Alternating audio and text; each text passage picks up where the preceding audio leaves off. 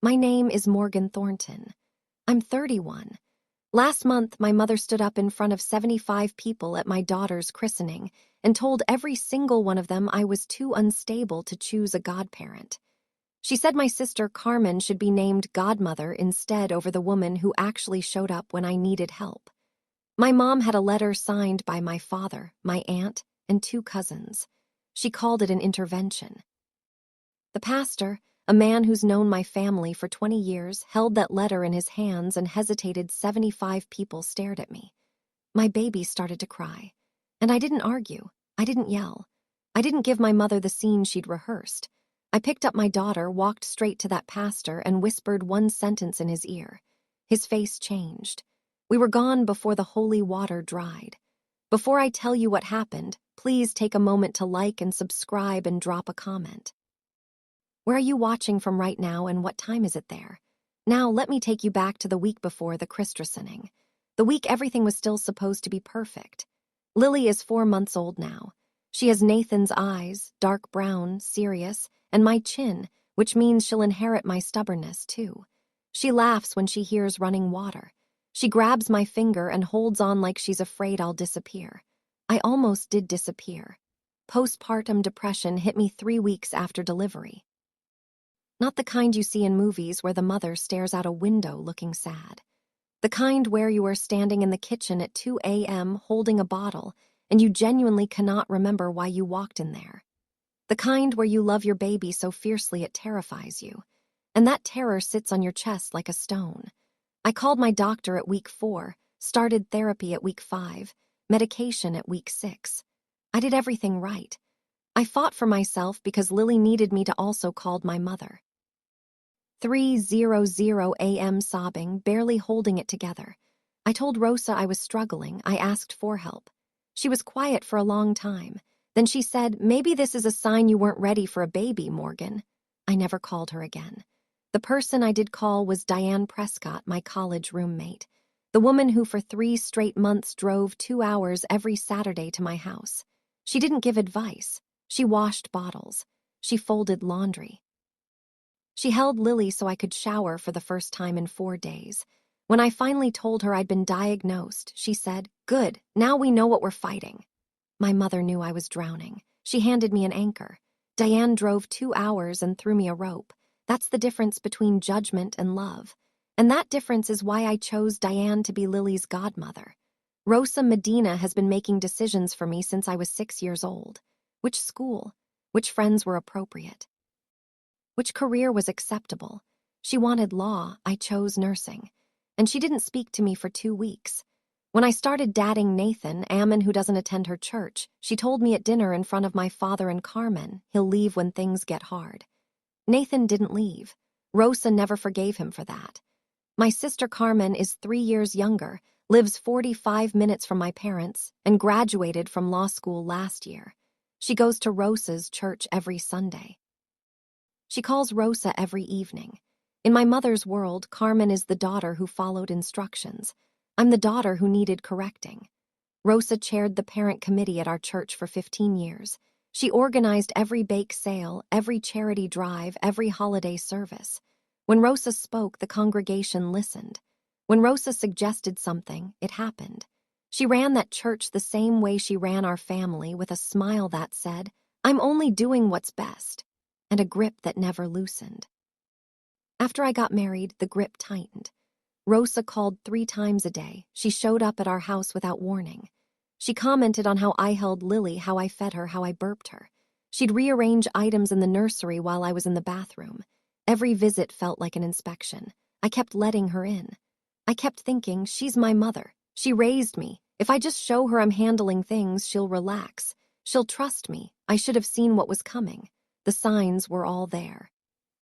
But I was still trying to earn something she was never going to give me. Nathan and I talked about it for a week before we decided. Godmother isn't just a title. It's a promise. If something happens to us, this is the person who raises Lily, the person who knows her routines, her allergies, her favorite lullaby, the person who already loves her. Diane had earned that role with every 2-hour drive, every midnight bottle, every quiet Saturday she spent in our living room proving she wasn't going anywhere. I called Rosa on a Tuesday afternoon. I kept it simple. We've chosen a godmother for Lily. It's Diane. Silence. 10 full seconds. Diane, the girl from college. She's 32, Mom. And yes, she's not even family, Morgan. She was more family than anyone these past 6 months. Another silence longer this time. Then fine, it's your decision, and she hung up. That same night, Carmen texted me one message. Mom says you picked a stranger over me. I typed back, Diane isn't a stranger. And Mom didn't get to pick. Carmen never replied. After that, something strange happened. Rosa went quiet. No phone calls, no drop-by visits, no opinions about Lily's sleep schedule or the brand of formula I was using. 2 full weeks of silence. If you've ever lived with a controlling parent, you know that silence isn't peace. Silence is planning. It's the intake of breath before the storm. A quiet Rosa Medina is more dangerous than a loud one, because loud means she's reacting. Quiet means she's decided. 2 weeks of silence from my mother. That should have been my first warning. Rosa is never quiet unless she's building something. And whatever she was building, I was about to walk straight into it. 10 days before the Christening, I was deep in planning. Lily's white baptism dress hung on the closet door, hand-embroidered, ordered 2 months ago. I'd chosen the hymns, printed 75 invitations on cream card stock, reserved the fellowship hall for a small reception after. This was supposed to be Lily's day. I'd been picturing it since the 3rd trimester, back when I could barely get out of bed. The christening was proof. Proof I'd survived. Proof I was standing. Proof I could give my daughter something beautiful. Rosa started calling again, but not the usual calls. These were questions, specific ones. Who's sitting where? Which hymn goes first? Who's bringing the cake? I answered without thinking. I shouldn't have. Then Nathan came home one evening looking uncomfortable. Your dad called me at work. About what? He asked if you were really okay. He said Rose is worried you're still. He paused. You know, still what, Nathan? Still struggling. I set down the invitation I was addressing. What did you tell him? That you're more than fine. That you finished therapy 4 months ago. That your doctor cleared you. Nathan loosened his tie. He said, well, Rosa's just worried. Then he hung up. Frank calling Nathan directly meant one thing. Rosa was running a campaign. She wasn't worried. She was gathering allies. I stood in the kitchen holding a stack of invitations for a ceremony celebrating my daughter's life, and I realized something that made my stomach drop. If I gave in on the godmother question, if I let Rosa override this one decision, it wouldn't stop here. Next, it would be Lily's school, her doctor, her holidays. Every decision for the rest of Lily's childhood filtered through Rosa first. This wasn't about Diane. This was about who gets to decide how my daughter grows up. Pastor David Hargrove has led our congregation for 22 years. He baptized me when I was 12. He officiated my parents' anniversary dinner. He's been to Rosa's house for Thanksgiving more times than I can count. In that church, Rosa isn't just a member, she's an institution. 15 years on the events committee, organized the annual coat drive, recruited volunteers for the food pantry. When Rosa walks into that building, people greet her by name and move out of her way. She's earned loyalty through decades of visible service, and she knows exactly how much that loyalty is worth. After I married Nathan, I stopped attending as regularly. We tried a church closer to our house for a while, then drifted. Rosa noticed. She told people at the congregation, Morgan's pulling away from her faith. I worry about her. She said, it the way she says everything with a sigh, a tilted head, and the implication that she's suffering noli. 1 week before the christening, I met with Pastor Harrove to confirm the ceremony details. We sat in his office, wood paneling, the smell of old hymnals. He reviewed the order of service, then paused. Your mother mentioned some concerns about the godmother choice. He folded his hands. Is everything all right at home, Morgan? I looked at him. Everything is fine, Pastor. Deanne is my choice. She meets every requirement. He nodded, but his eyes didn't settle. He shuffled papers, changed the subject. Rosa had already gotten to him. I didn't know how much she'd said or what version she'd told. But the pastor's discomfort told me enough. He'd heard something, and he wasn't sure whose side to take. I didn't know it then, but Rosa had already done more than talk. She'd written a letter, and she'd gotten 4 signatures. Saturday night, the night before, Diane arrived at 6 with a garment bag and a teddy bear wearing a tiny cross necklace. For her first Bible, she said, handing it to Lily, who immediately grabbed the bear's ear and shoved it in her mouth. We sat in the living room, Lily on a blanket between us. Diane smoothed the christening dress across her lap and ran a finger over the embroidery.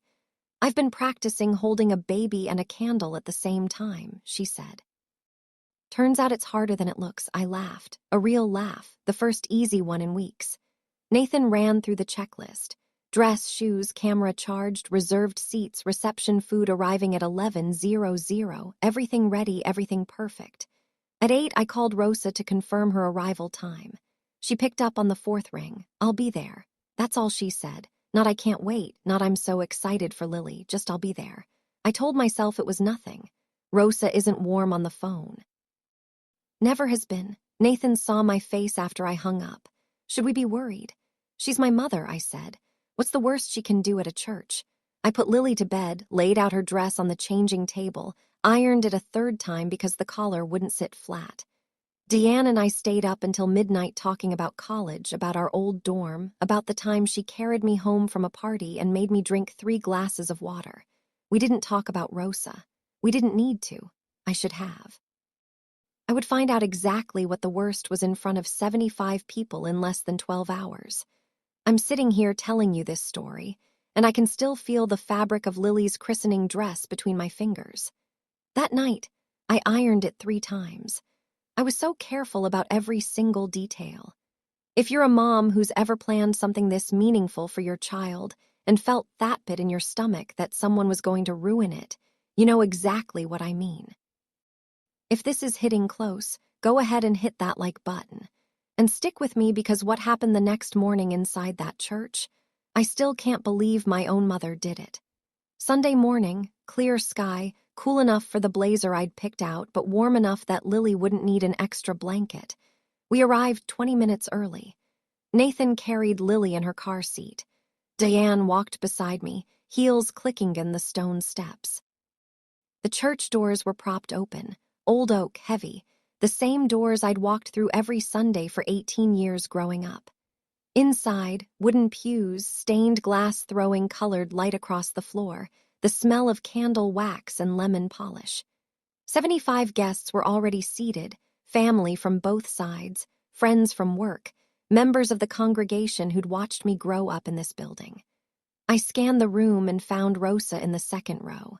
Not the front row, the 2nd. She sat beside Frank, hands folded in her lap, Carmen next to her. Rosa was wearing black, not a dark navy, not charcoal, black like a funeral, I noticed. Then I told myself to stop reading into things. My mother has always been dramatic about color. We walked to the front. Nathan settled Lily into my arms. Deanne took her place beside us. Pastor Harrove stood at the baptismal font, the old stone basin filled with water, a white cloth draped over the edge. Rosa approached. She hugged me. One arm brief, the way you hug someone at an obligation. She didn't look at Lily. She didn't greet Diane, but she caught the pastor's eye as she turned back to her seat. A small nod. Quick, almost nothing, almost. Pastor Harrove opened with a prayer, read a passage from Matthew. Welcome the family. Standard, warm, familiar. Everything was going exactly as planned for the next 4 minutes. Pastor Harrove turned toward Diane and the godmother, Diane Prescott. Will you please? A chair scraped against the floor. Rosa stood up, 2nd row, center aisle. She was already facing the congregation before the pastor finished his sentence. Pastor, I'm sorry. Her voice carried through the room like she'd practiced the projection. I need to say something before this goes any further. Every head turned. 75 people mid-prayer, mid-expectation, pivoting to look at my mother. Pastor Harrove stopped. His mouth was still open around Diane's name. He closed it. I felt my heart hit my ribs. Rosa smoothed the front of her black dress. She looked out over Thepus with an expression I've seen 100 times. The composed grief, the brave mother carrying a heavy burden. She'd rehearsed this face in mirrors. I'm sure of it. Most of you know our family, she began. You've watched my girls grow up in this church. You've watched me pour everything into being a good mother, and I wouldn't be standing here. Believe me, I wouldn't if I didn't think this was absolutely necessary. She paused. Let the silence work for her. Rosa knows how silence works in a room full of people. She's used it at committee meetings, at fundraisers, at dinner tables. Silence makes people lean forward. My daughter Morgan has been through a very difficult time since the baby was born. She touched her chest. A very difficult time. And I don't believe she's in the right state of mind to be making a decision this important. She didn't say postpartum depression. She didn't use any clinical term. She used a different word, a word that lands heavier. Unstable 75 people heard it, and every one of them looked at me. Rosa reached into her handbag, black leather, polished, the one she carries to Sunday services. She pulled out a white envelope. Inside was a typed letter, clean margins, formal language, the kind of letter you draft on a computer and print on good paper. This letter is signed by 4 members of our family. She held it up so the people in the back rows could see. Myself, Frank, my sister Linda, and my nieces Taylor and Brooke. We believe for the well-being of baby Lily that Carmen should be named godmother instead. She turned to the pastor and extended the envelope. Pastor Harrove, you've known me for 20 years. You know, I would not do this if I didn't truly believe my grandchild was at risk. The word risk landed like a dropped glass. I looked at Carmen. She sat in the second row, eyes on her own lap. She didn't nod. She didn't shake her head. She didn't stand. She just sat there, receiving the spotlight Rosa had shoved onto her without lifting a single finger to earn it or refuse it. Frank stared straight ahead, both hands on his knees, jaw tight. He looked like a man who'd made a deal and was watching the payment come due. The congregation stirred. Whispers started in the back pews and rolled forward. Somewhere behind me, I heard the unmistakable click of a phone camera. An older woman in the third row pressed her hand to her mouth. Diane's fingers found mine and squeezed. Nathan's arm was already against my back, solid, steady. Rosa looked at me. She was waiting for tears, for shouting, for the collapse she'd scripted. I'm doing this because I love my granddaughter, she said. Sometimes love means being the one who speaks up. I said nothing. Not yet. Pastor Harrove looked at the letter in his hand, then at Rosa, then at me. Rosa, he cleared his throat. This is highly unusual. Perhaps we should discuss this privately after the pastor. Rosa's voice cut clean. I understand this is uncomfortable, but wouldn't it be worse if something happened to that baby because we stayed silent? A few heads in the congregation nodded. The people who only knew Rose's version. The people who'd heard her whisper concerns in the parking lot after Sunday services for weeks. I could see them. 2 women near the window, an older couple in the 5th row, nodding like Rosa was saving a child from a burning building. Others stared at me with pity. That was worse. Pity means they already believed her. Lily starred in Nathan's arms. A small sound first, then a whimper, then a full cry.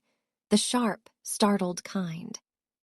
The kind bobbies make when something in the room changes, and they feel it even though they can't understand it. Her cry cut through the whispers and the silence and the shuffling of uncomfortable bodies in wooden pews. Nathan held her closer. I watched my daughter's face, red, scrunched, crying in a church full of people who were staring at her mother like she was broken. I looked at Rosa. She was still standing, chin up, waiting. I looked at Diane, eyes red, but her back was straight. I looked at the pastor caught frozen between a woman he'd trusted for 20 years and a ceremony he was supposed to be leading. Then I looked at Lily again, and I knew not what I was going to do. I'd already decided that. But why? I knew exactly why I was about to stand up and end this. I need to pause the scene for a moment because there's something you need to know before I tell you what happened next. 3 months earlier, when I was deep in therapy for postpartum depression, my therapist suggested I write letters to the people who'd hurt me, not to send, just to write. So I sat at the kitchen table one night after Lily was asleep and started writing to Rosa. Halfway through, a memory surfaced. I was 5 years old.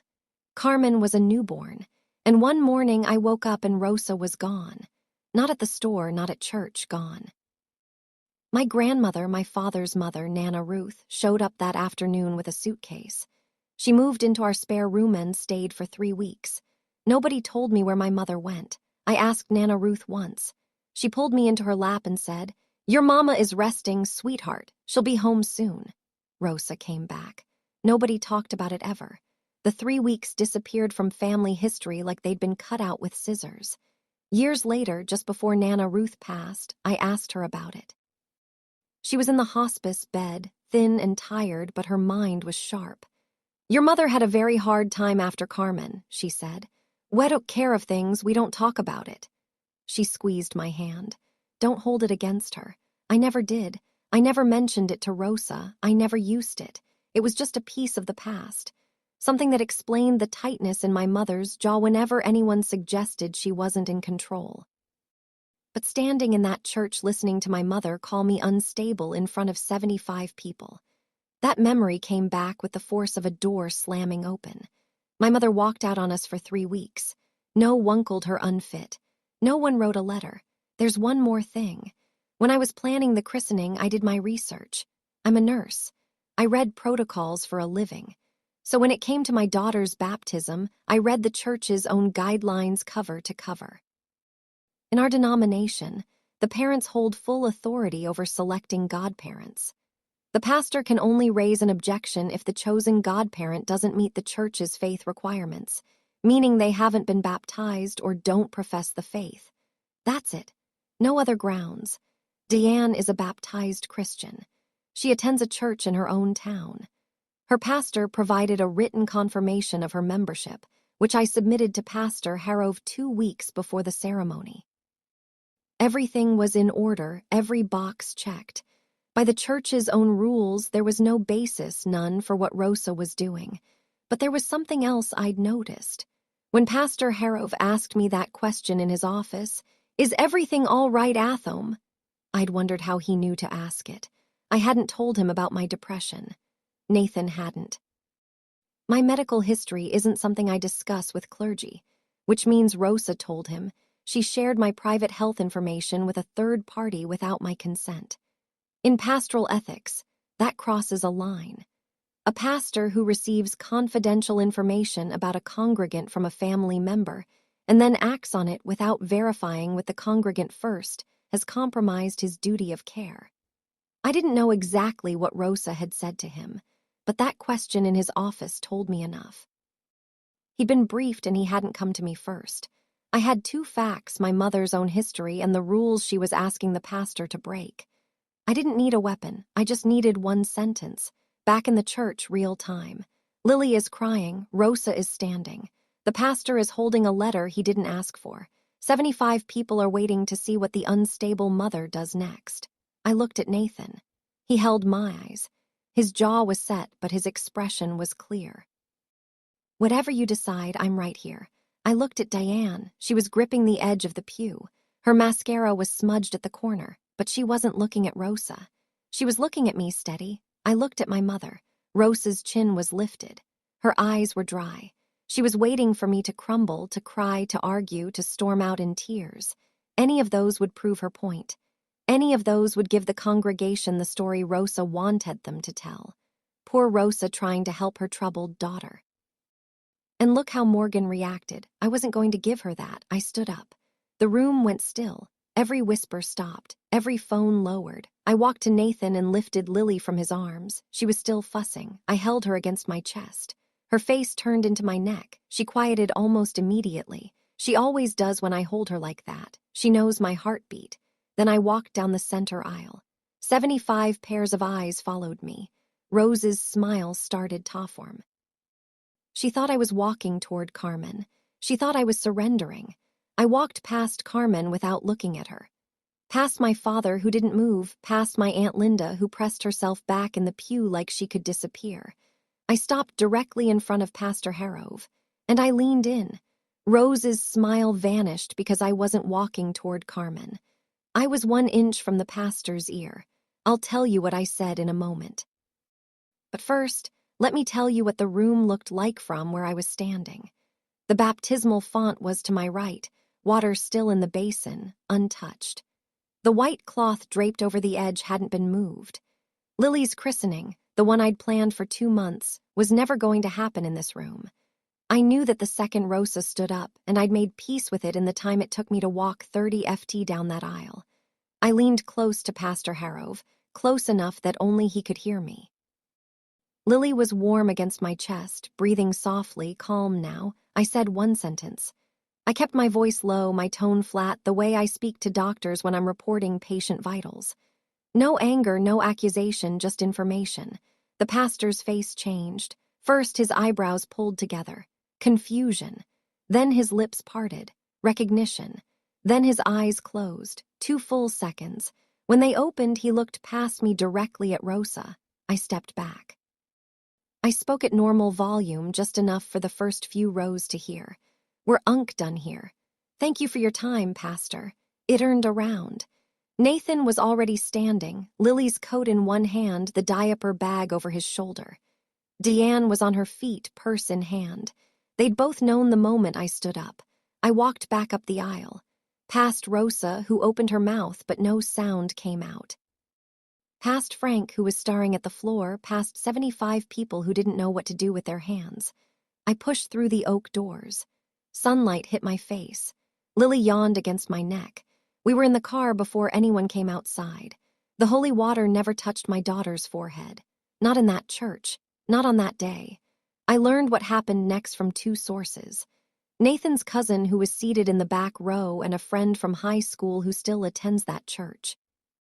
The second I walked out, Rosa stood frozen in the aisle. Her script had 3 possible endings. Morgan cries and agrees. Morgan argues and looks unhinged. Morgan runs out in tears and the congregation comforts Rosa. None of those happened. Morgan picked up her baby, whispered something to the pastor that turned his face gray, said thank you, and left calmly, quietly with her head up. Rosa didn't have a line for that. Pastor Harrove stared at the letter in his hand for a long time. Then he looked up, not at Rosa, but at the congregation. I think we need to end the service here today. His voice was thick. Please keep the Thornton family in your prayers. He walked into the back room and closed the door. The congregation sat in stunned silence for about 10 seconds. Then the noise started, low murmurs building into open conversation. People stood up, gathered in clusters, some headed for the exit. Others turned to Rosa. What just happened? What did she say to him? Rosa, are you all right? Rosa straightened her shoulders. Damage control voice activated. You see, this is exactly what I was trying to prevent. She's not well. Carmen stood next to Rosa, arms crossed, eyes on the door I'd walked through. She didn't speak. Frank put on his hat. Let's go, Rosa. No, Rosa's jaw was tight. I'm not leaving. This is my church. She stayed for 40 minutes talking to anyone who'd listen, rewriting the story in real time. But the pastor never came back out. And 14 people had left before Rosa finished her first sentence. We sat in the parking lot for 2 minutes without speaking. The engine was running. Nathan's hands were on the steering wheel. Diane was in the back seat next to Lily's car seat. Nobody moved. Then Diane said very quietly, "What did you say to him?" "The truth." She didn't press. Nathan didn't ask. They just let the silence sit there, and I was grateful for that. I wasn't ready to explain yet. I was still shaking, not from fear, but from the effort of staying that calm when every nerve in my body wanted to scream. Nathan pulled out of the parking lot. His knuckles were white on the wheel. I could see the muscle in his jaw working. He was furious, not at me, but for me. But he didn't vent. He didn't curse Rose's name. He just drove. I looked at Lily in the rearview mirror. She'd fallen asleep. Her hand was wrapped around the teddy bear Diane had given her the night before, the one with the tiny cross necklace. She had no idea what had just happened. She didn't know that her grandmother had tried to turn her christening into a courtroom. She just knew she was warm and someone she trusted was holding her. I made a promise in that car. You will never sit in a room where someone uses your mother's pain as a weapon. Never. I picked up my phone and called a number I'd saved 3 weeks ago just in case. Pastor Rebecca Lell at Grace Community Church, Diane's church when she visits. Pastor Lell, it's Morgan Thornton. We spoke on the phone last month. A pause, I need to ask a favor. Could we schedule a christening for tomorrow afternoon? She said yes before I finished the sentence. By 9:00 that night, my phone showed 14 missed calls from Rosa, 6 text messages. The progression told you everything. 2:14 p.m. I did this for Lily. You need to understand that. 3:41 p.m. Morgan, answer your phone. 5:02 p.m. You humiliated me in front of the entire church. 6:18 p.m. Everyone is asking me what happened. I had to explain that you're going through something. 7:45 p.m. If you don't call me back tonight, you will regret this. 9:03 p.m. I am your mother. Nathan's phone rang at 9:30. Frank, can you get Morgan to call her mother? Rosa's very upset. Nathan didn't hesitate. Rosa should be upset. She stood up in a church and called my wife unstable in front of 75 people. That's not what happened. I was there, Frank. I was sitting 3 ft away. Frank went quiet, then she was trying to help. Click. Carmen texted me at 10:00. Mom is devastated. You didn't have to walk out like that. You could have just talked to her afterward. I stared at that message for a long time. Could have just talked to her afterward. As if what Rosa did was a disagreement over a seating chart. As if standing up in a sacred ceremony and calling your daughter mentally unfit in front of everyone she knows is the kind of thing you handle with a quiet chat over coffee. I didn't respond. Then my Aunt Linda called. Morgan, your mother only wants what's best. Don't let pride ruin your family. Linda, did you actually read the letter you signed? A pause. Your mother explained the situation. She explained her version. Did you ever call me and ask for mine? Silence. Linda hung up. None of them asked me if I was okay. Not one. Monday morning, Diane called me from her car on the drive back to her town. Your mother just called me. My stomach dropped. She what? She called from a number I didn't recognize. She said, and I'm quoting, I don't know who you think you are, but you have no right to be in my granddaughter's life. I closed my eyes. What did you say? I said, Mrs. Medina. Morgan asked me. It's her decision. And Diane exhaled. She said, you were sick, that you don't know what you're doing, that a real friend would step aside and let the family handle it. I could hear the highway noise behind her. The turn signal clicking. Diane, I'm so sorry. She shouldn't have. Morgan, stop. I drove 2 hours every Saturday for 3 months. I washed bottles at 2 in the morning. I held your baby while you slept. She doesn't get to tell me I have no right. Diane's voice was steady, but I could hear the anger underneath. The kind that comes from being disrespected by someone who never showed up. I told her one more thing. Diane said, what? I said. A real mother would have driven those 2 hours herself instead of calling her daughter unstable in a church. Then she hung up on me. I sat in my kitchen and held the phone to my ear and felt something shift. Not anger, something colder clarity. Rosa wasn't going to stop at me. She'd go after anyone connected to me, anyone who supported me, anyone who made it possible for me to stand on my own. Because my independence was the thing she couldn't control. This wasn't about Lily's christening anymore. This was about Rosa losing grip on everything she'd built her identity around.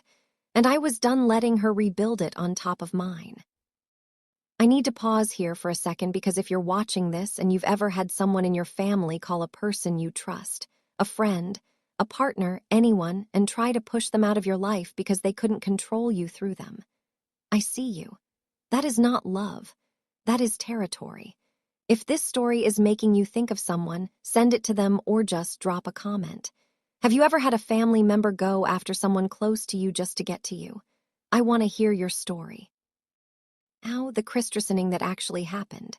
Sunday afternoon, a different church. Grace Community was smaller than the one I grew up in. White clapboard walls, a garden out front with daffodils pushing through the last of the winter frost. No stone baptismal font, just a ceramic bowl on a wooden stand filled with warm water. 20 people. Nathan's parents, his brother and sister-in-law, Diane, 3 of my closest friends from the hospital. 2 neighbors who'd brought us meals after Lily was born. A few members of Diane's church who stayed after their morning service because Pastor Lel asked them to. No Rosa, no Frank, no Carmen, no Aunt Linda, no cousins Taylor or Brooke. 20 people who were there because they wanted to be, not because they were performing. Pastor Rebecca Lel met us at the door. She was younger than Pastor Harrove. Early 40s, warm eyes, a handshake that was more of a handhold. She looked at Lily and said, "What a beautiful girl. Are we ready?" I looked at Nathan. He nodded. I looked at Diane, who was already reaching for Lily with the ease of someone who'd held her 100 times. "I've never been more ready," I said. The ceremony was everything the first one was supposed to be. Pastor Lel read from Psalms. She spoke about what it means to welcome a child into a community of love, real love, the kind that shows up, not Theckin that shows off. Diane held Lily while the water was poured. Lily didn't cry. She grabbed a fistful of Diane's hair and laughed. I cried, the good kind. The kind where your chest opens up and everything you've been carrying since 3:00 a.m. phone calls and typed letters and a word spoken in a church full of strangers. All of it just lifts. Nathan put his arm around me. Diane whispered, "She's perfect." She was all right. You've been waiting, so here it is. When I leaned into Pastor Harrove with Lily against my chest and 75 people staring at my back, I said, "Pastor, did you know my mother had her own breakdown after my sister was born? She left her family for 3 weeks. Ask her about that before you let her call me unfit." That's it. 1 sentence, 29 words. I didn't ask him to expose Rosa. I didn't demand he announce it from the pulpit. I didn't threaten him or guilt him. I gave him a fact, a true, verifiable, decades-old fact, and I let him decide what to do with it. Here's why it mattered. Rosa had spent weeks building a case. Morgan is unstable. Morgan can't make decisions. Morgan is a risk to her own child. She'd used her 20-year relationship with that pastor, her reputation in the congregation, and a letter signed by 4 family members to create the image of a concerned mother doing the hard thing. 1 sentence dismantled it. Because if Rosa had been through the same thing and had been protected, hidden, forgiven, allowed to move on without a single letter or public accusation, then everything she did to me wasn't concern. It was hypocrisy. And the pastor knew it the second I said it. He didn't act immediately. That's not how church communities work. But he did verify. He spoke privately with an older congregant, a woman who'd been a member for over 40 years, someone old enough to remember. She confirmed it. Rosa had left, 3 weeks. Frank's mother had moved in to care for the children. The pastor didn't expose Rosa. He didn't need to, he just stopped trusting her. And in a small-town church, that's everything. 3 weeks after the Christening, Rosa walked into Sunday service the way she always does, early center aisle, 2nd row. She expected the usual greetings, the nods, the difference. Pastor Harrove shook her hand at the door, polite, brief. He didn't stop to chat the way he always had. He moved on to the next person. Rosa noticed. During announcements, the Summer Events Committee was listed. 5 names, among them. For the first time in 15 years, she hadn't been asked to serve. After the service, she approached the pastor. "David, I think there's been a mistake with the committee list." He looked at her evenly. "No mistake, Rosa. We're restructuring this year, fresh perspectives," she pressed. "I've chaired that committee since, I know." He held her gaze. "And I appreciate your years of service, but I think it's time for a change." Rosa stiffened. She knew she didn't know how much, but she knew. The following Tuesday, she called me. Her voice was different. The command was gone. In its place was something thin, controlled. "What did you say to him, Morgan?" I told him the truth, something you've been hiding for 26 years. A long pause. I could hear her breathing through the phone. "That was different," she said. "Was it? I was going through something personal. It had nothing to do with you left for 3 weeks, Mom. You left 2 children. Dad's mother had to moving. And nobody us stood up in a church and called you unfit." She didn't respond. "You got silence and grace." I said I got a letter and 75 witnesses. The line went quiet. Then she hung up. She didn't call back for 6 days. Nathan and I sat at the kitchen table the following weekend. Lily was napping. The house was quiet. We didn't raise our voices once during the conversation. We didn't need to. We both knew exactly what had to happen. We wrote an email addressed to Rosa and Frank. Clear language, no emotion, no accusations, just rules. 1. Rosa does not come to our home without an invitation made at least 24 hours in advance. 2. All communication regarding Lily goes through both Morgan and Nathan. Not one, both. 3. Rosa does not discuss Morgan's medical history with anyone. Any violation ends all contact immediately. 4. Carmen is welcome to visit Lily independently on her own initiative without Rosa as intermediary. I read it twice. Nathan read it once. We sent it. CC'd Nathan so there was air accord. Nathan called Frank separately that evening. These boundaries aren't negotiable, Frank. If Rosa can respect them, she'll see Lily. If she can't, she won't. Frank's voice was strained. This is breaking your mother's heart. Rosa broke something first. Nathan paused. And you helped her, Frank. You signed that letter. You sat in that pew and said nothing while your daughter was humiliated. I didn't know it would go that far. You didn't try to stop it either. Silence. Can I still see Migran-daughter? Frank asked. Read the email. Follow the rules, that's all we're asking. We didn't hear from Rosa for 10 days after the email. No calls, no texts, no drive-bys, 10 days of silence. The same kind of silence she'd used before the Christening. Except this time I wasn't afraid of what it meant. This time the silence was mine. I'd drawn the line. She was the one deciding whether to cross it. Carmen called the following week. I almost didn't answer, but something about the timing. No Rosa preamble, no group text, just Carmen's name on my screen made me pick up. She wasn't hostile, but she wasn't soft either. She sounded like a woman reading from a script she'd only half rehearsed. Mom showed me the email. Don't you think it's a little extreme? Did you ask Mom if it was extreme when she stood up in a church and called me unstable? Pause. She was worried. You know how she is. I know exactly how she is, Carmen. The question is whether you do. I heard her exhale. A long one, thinking that carries a lot of things a person isn't ready to say. I didn't ask to be godmother. Her voice dropped. She didn't ask me first. I let that sit. She told me the morning of the christening in the car. She said, I'm going to speak to the pastor. Carmen, you'll step in. I didn't even know about the letter until she pulled it out. Something shifted in my chest. Not forgiveness, not yet, but recognition. Carmen had been holding the same envelope Rosa handed her. She just hadn't opened it until now. So what do you want from me? She asked. Nothing, I said. But if you want to know your niece, you know where I am. She was quiet then. Okay. One word, small. But it was the first time in years that Carmen had said something to me that didn't have Rosa's fingerprints on it. I didn't know if she'd follow through. She might call Rosa the second we hung up and repeat everything. But I'd rather leave one door open and see who walks through it than lock everything down and wonder. 2 months later, a friend from high school, Megan, still a member of the congregation, sent me a text. Thought you should know.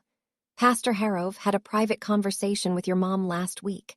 I didn't ask Megan to spy. She volunteered. In a small-town church, news moves like water through old pipes. Slow, steady, impossible to stop. According to Megan, the pastor called Rosa into his office on a Tuesday afternoon. He didn't raise his voice. He didn't accuse her of anything specific. He said, Rosa, I've given this a lot of thought. I feel I was put in an unfair position during the Christening. What happened that day damaged trust between you and this church and between you and me. Rosa tried to redirect. I was trying to protect my grandchild. I understand that's how you saw it. The pastor folded his hands. But I've since learned that the situation was more complicated than it was presented to me. I should have spoken with Morgan directly. I didn't, and that's on me. But I also relied on information that was incomplete. He didn't say what information. He didn't mention 3 weeks or a breakdown or Nana Ruth. He didn't have to. Rosa understood. Her removal from the events committee was the first visible change. Then she wasn't asked to coordinate the holiday bake sale. Then her name disappeared from the Sunday Bulletin's volunteer acknowledgments. No public announcement, no sermon about it, just a quiet, steady withdrawal of the institutional trust Rosa had spent 15 years building. The congregation didn't need to know the details. They just noticed the shift. The way you notice when someone who used to stand at the front of the room starts sitting in the back. Megan's last text. She still comes every Sunday, but nobody asks her opinion anymore. Frank called on a Wednesday. I checked the caller ID twice. It was his cell, not the house phone, not Rawson's speaker, not a joint call, just Frank. I should have said something at the church. I waited. I'd heard enough half apologies to know that the sentence after the apology is the one that matters. Your mother, she means well. She just doesn't know how to not be in charge. That's not an excuse, Dad. That's a description. He was quiet for a while. I could hear the TV in the background. A baseball game. Volume low. Rosa wasn't in the room. I was sure of it because Frank Medina does not make phone calls like this when Rosa can hear. Can I see Lily? He asked. If you come alone and if you don't report back to Mom about my house, my choices, or my parenting, I can try. Don't try, decide. He came on Saturday alone. He parked in the driveway and sat in his truck for 2 full minutes before walking to the door. Nathan let him in. Frank held Lily for 20 minutes. He didn't rearrange anything in the nursery. He didn't comment on the formula brand or the room temperature or the way I'd folded the blankets. He just held his granddaughter and looked at her face like he was memorizing it. When he left, he stopped at the door. She looks happy. She is. He nodded, put on his hat, walked to his truck. He didn't mention Rosa. He didn't ask me to call her. He just left. It wasn't much. A 20-minute visit and 4 words, but it was the first time my father had chosen to show up for me without Rosa writing the script, and I'll take that for now. It took Rosa 5 weeks to test the line.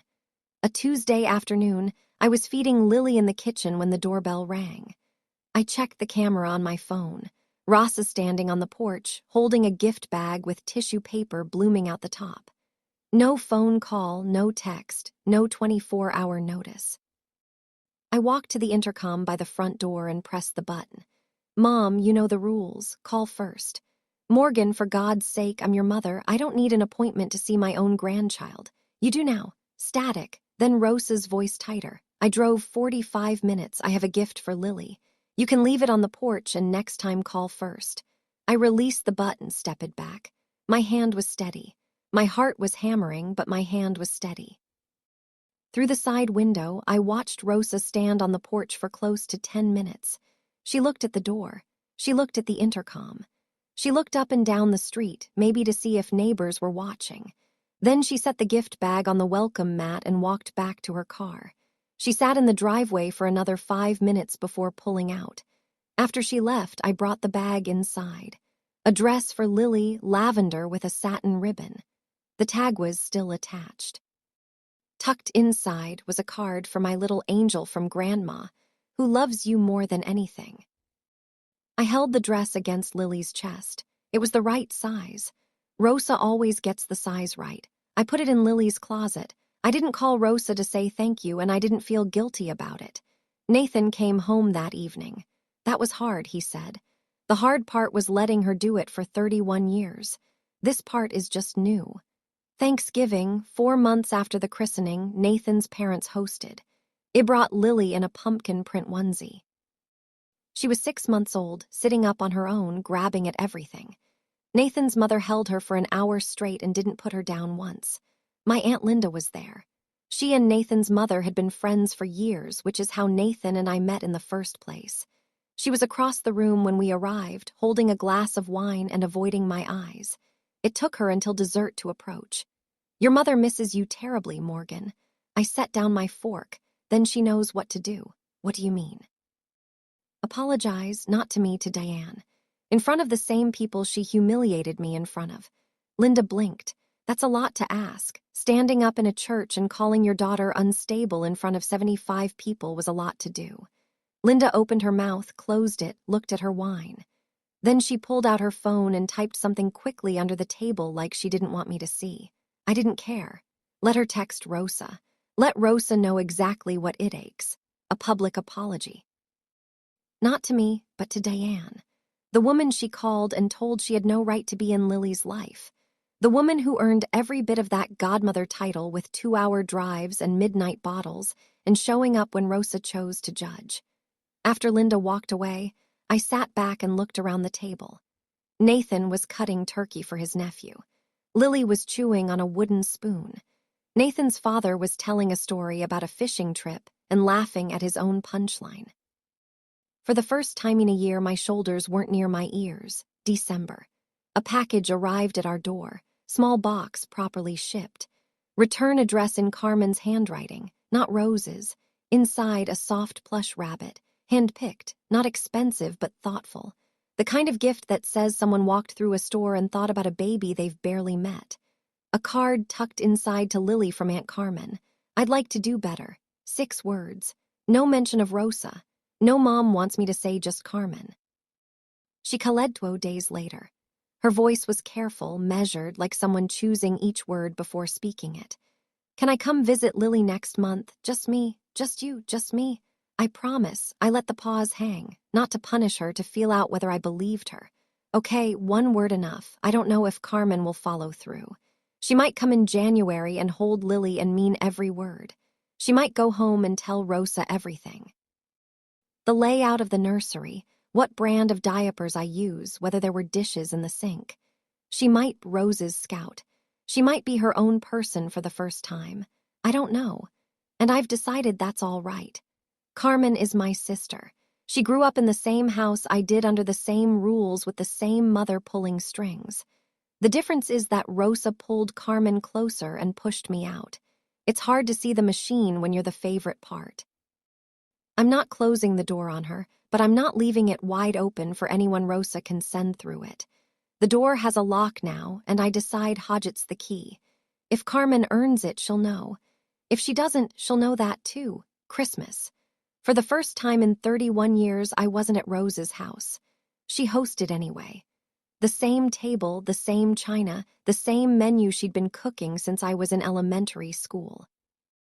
Ham, sweet potatoes, her cornbread that everyone in the family says is the best they've ever had. Carmen was there, Frank was there, 2 cousins, that was it.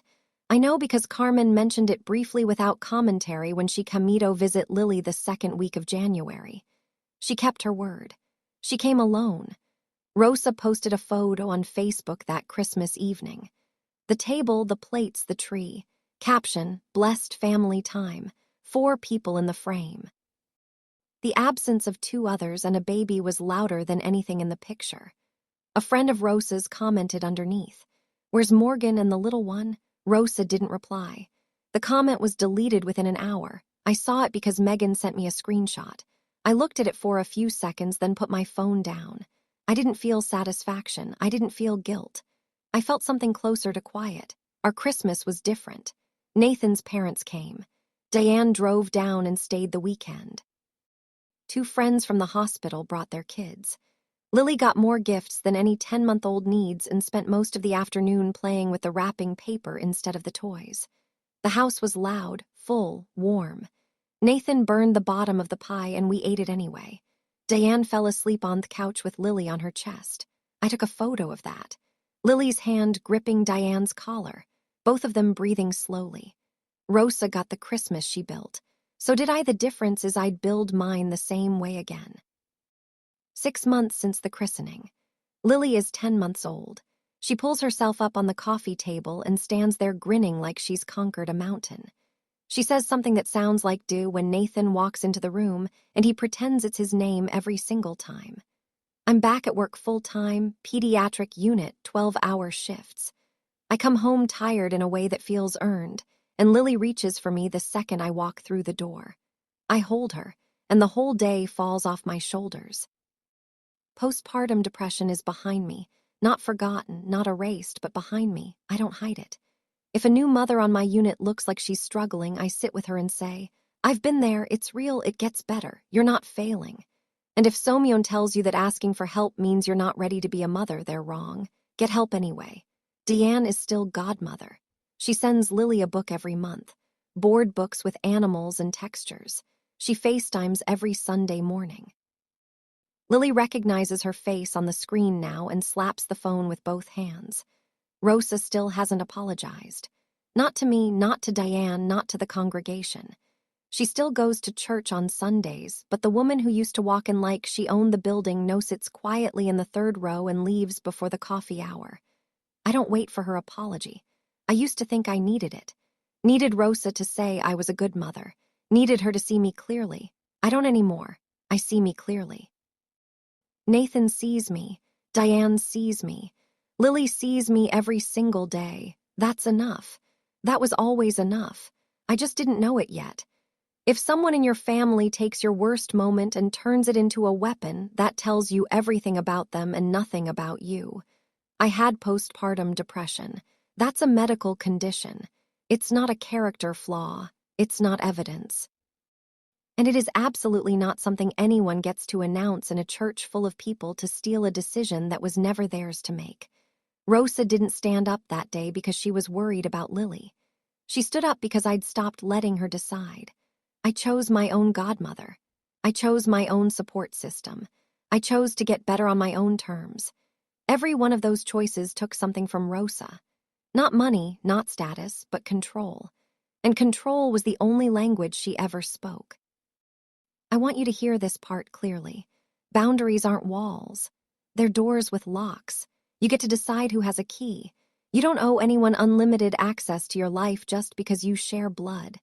You don't owe your mother a seat at the table if she uses that seat to tear you apart. You don't owe anyone an explanation for protecting your child. Not your mother, not your father, not the church, not 75 people in wooden pews. Rosa is still my mother. I still love her. That hasn't changed and probably never will. But love doesn't mean access, and it never ever means control. If you're sitting there right now listening to this on your commute, or in your kitchen, or at 2 a.m. with your own baby in your arms, and you're wondering if you're allowed to say enough to your own family, you are. You always were. You don't need their permission. You don't need a letter. You just need one sentence that tells that truth, and then you walk. This morning I sat on the porch before sunrise. Lily was in my lap, wrapped in a blanket, half asleep, her fingers curled around my thumb. The air smelled like wet grass and coffee. Nathan came out with 2 mugs, handed me one, sat in the chair next to mine. We didn't talk. We just watched the sky turn from gray to gold. My phone buzzed, Diane on FaceTime. I answered and held the screen in front of Lily. The second Lily saw Diane's face, she grinned, mouth wide, 2 teeth showing, and smacked the phone with an open palm. "Good morning, beautiful girl." Diane said, "Auntie Di is coming to see you next weekend." Lily babbled something that might have been a word, might have been nonsense. Didn't matter. It made Diane laugh. I hung up and leaned back. Nathan sipped his coffee. Somewhere in the distance, I heard church bells, not Rose's church. The other one, Grace Community, where Lily was christened, where 20 people stood in a small white room and loved us without conditions. I looked down at Lily. She was watching a bird hop across the porch railing, completely fascinated, completely unbothered by anything that had happened before she was old enough to remember it. One day I'll tell her this story. Not to make her angry at her grandmother, not to keep score, but so she knows. You never have to accept someone else's version of who you are. Not your boss's, not a stranger's, not even your mother's. You get to decide that for yourself. I picked up my daughter in a church full of people. And I whispered one thing, but I'd been finding my voice for 31 years. They watched me walk out of that church. They didn't see me walk into a better life. That's my story. And if it made you feel something, if it reminded you that you're allowed to protect yourself and your children, even from the people who are supposed to love you most, then do me one thing. Drop a comment. Tell me, was there a moment you realized someone's love was really about control? Or tell me this. What would you have whispered to that pastor? I read every single comment. And if you want more stories about real people drawing real lines, check the description. There's a playlist